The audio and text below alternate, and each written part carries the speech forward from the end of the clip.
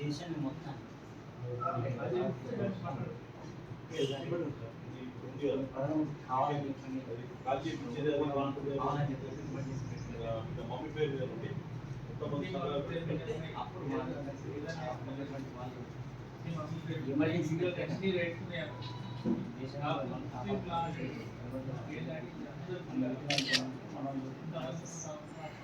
సంఘం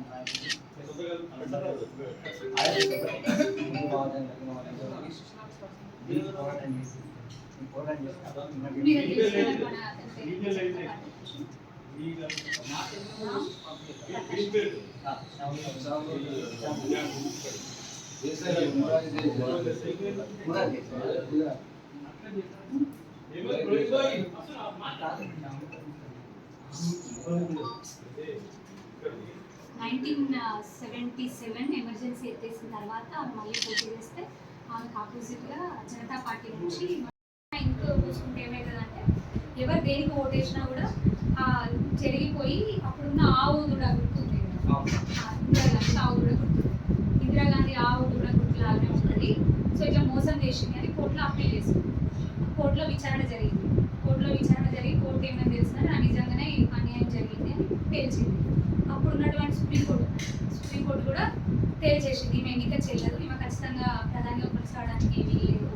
తర్వాత 6 సంవత్సరాలు కూడా ఇమీడియట్గా రాజ్యాంగంలో ఉన్నటువంటి ఆ చట్టాన్ని, ఎమర్జెన్సీ చట్టాన్ని వినియోగించుకుని ఆర్టికల్ 352 అనుకుంటున్నాను, 52A ఆ ఆర్టికల్ని యూజ్ చేసుకొని ఇమీడియట్గా ఎమర్జెన్సీ ప్రకటించేసింది. అప్పుడున్న రాష్ట్రపతి అనేవారు ముస్లిం ఫక్రీగా గర్భ నిరోధన ప్రక్రియ కూడా చేసింది. హిందూస్ అట్లా కూడా చేసింది. ఇందిరాగాంధీ వాళ్ళ కొడుకు సంజయ్. ఇవన్నీ ఇంకా లోపల చాలా విషయాలు ఉన్నాయి. చీకటి అంతా కూడా చీకట్టుకోండి.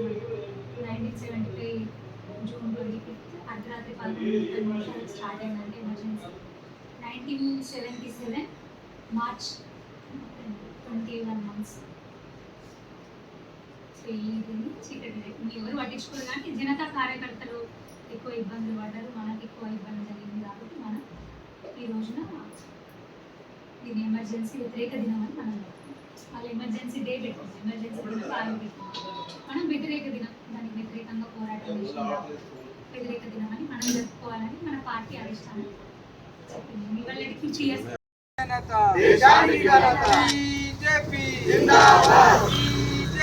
జిందాబాద్.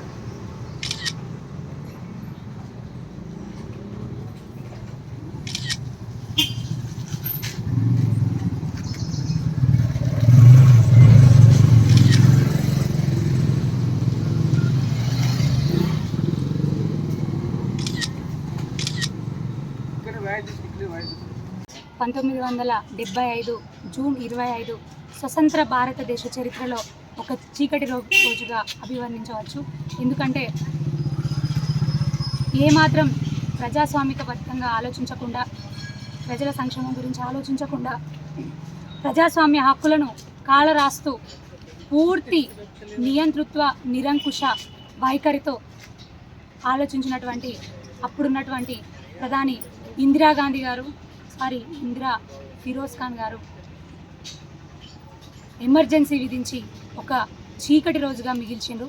దాదాపు 21 నెలల పాటు కొనసాగినటువంటి ఆ ఎమర్జెన్సీలో ప్రతి ఒక్క పౌరుడు కూడా ఇబ్బందిని ఎదుర్కొన్నాడు. ఎందుకంటే ప్రజలకు ఉండాల్సినటువంటి భావ వ్యక్తీకరణ స్వేచ్ఛ కానివ్వండి, పత్రికలకు ప్రెస్కి ఉండాల్సినటువంటి భావ వ్యక్తీకరణ స్వేచ్ఛను కానీ అన్నింటినీ హరిస్తూ ఎక్కడికక్కడ కూడా నిబంధన విధిస్తూ బయటికి వచ్చినటువంటి ఇతర ప్రభుత్వాలన్నింటినీ, ఇతర నాయకులను అందరినీ కూడా జైల్లో పెట్టి చిత్రహింసలకు గురి చేస్తూ అన్యాయం చేసినటువంటి రోజులవి. మరీ ముఖ్యంగా దానికి గురైంది జనతా పార్టీ సభ్యులు. నిజంగా వాళ్ళు వీరులనే చెప్పొచ్చు.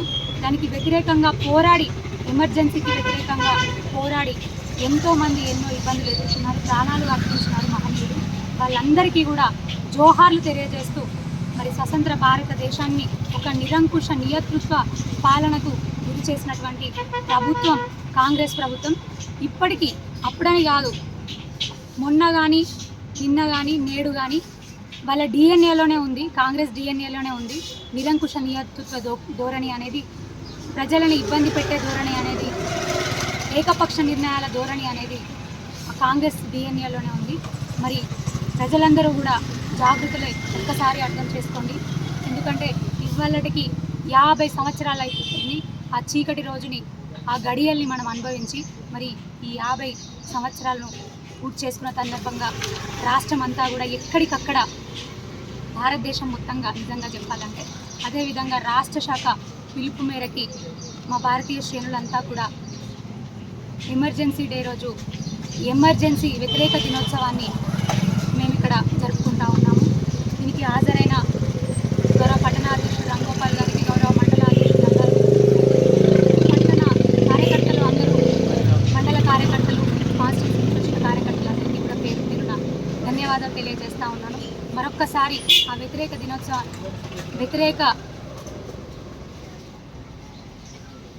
వ్యతిరేకంగా పోరాడినటువంటి వీరులందరికీ కూడా మరొక్కసారి జోహార్లు తెలియజేసుకుంటూ, భారత్ మాతాకి జై, భారత్ మాతాకి జై.